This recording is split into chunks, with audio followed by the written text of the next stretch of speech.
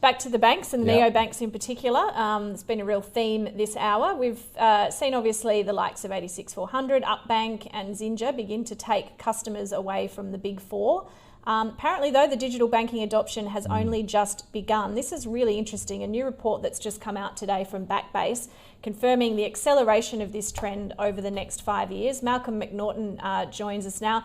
Malcolm, great to have you with us. I just want to, top line, get some of these numbers from you. Something like, you're forecasting nearly 2/3 of consumers would move to a digital or a neobank within the next 5 years.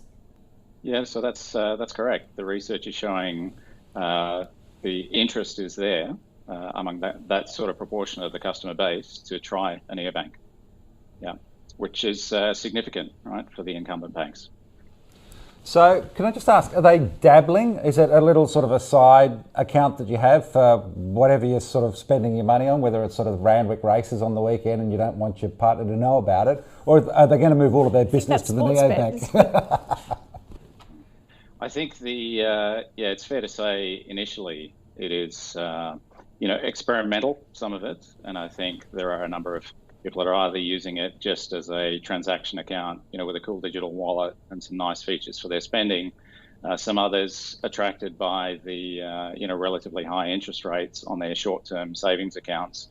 But the opportunity there, of course, for the neobanks is to, deliver a great experience, deliver something, better than what customers are used to, and then just continue to grow that relationship. So, it starts somewhere. But the risk, I guess, for the incumbent banks is that it can grow from there if the neobanks execute well.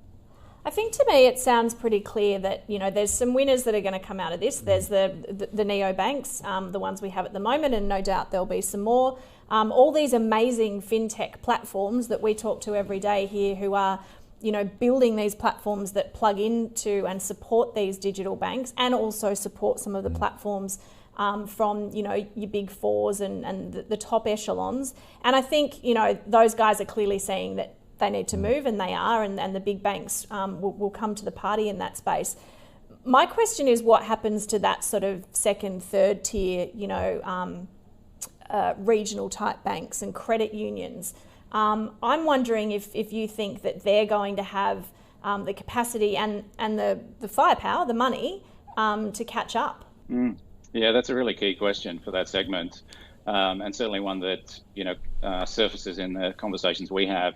I think what the thing they do have in their favour is the strong trust base that they're building from, but the risk is that they allow the capability gap in digital to grow to an extent where those digital challenges can use much more personalised experiences and the greater value that they can provide to erode some of that trust. And so, this research won't come as a surprise, I don't think, to leaders in that segment. The challenge for them really is mobilizing. And, I know from the banks that we work with in Australia in that segment, they have seen this risk. It's something they've been looking at for years, and, have realized that it is urgent to address it before they get too far behind. But it's it's quite a challenge when, as you mentioned there, they don't have the kind of $1 billion that Matt Common is talking about spending every year on their digital transformations, and so that's where providers like Backbase can help them at a much lower cost point, really accelerate the transformation of their legacy environments, get them back in the game with the kind of capabilities that you need to be competitive from a customer experience point of view these days. Malcolm, I can understand the whole bright, shiny new toy aspect to it, but the big banks have been around for a couple of 100 years now. Of course, they got even bigger during the GFC when they did sort of buy a whole bunch of those second-tier brands. What's to sort of say that we won't see a similar thing where they all just turn around and buy the neobanks in the end? Yeah, that's certainly a risk, and the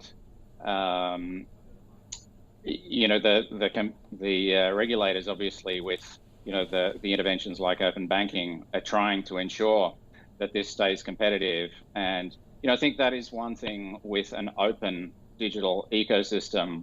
There is the possibility for smaller players, by partnering, to move quickly to offer innovative capabilities and continue to take the challenge to these major banks. All right, Malcolm Macnaughtan, thank you again for your time. Always good to have you here on AusBiz. It's a fascinating sector.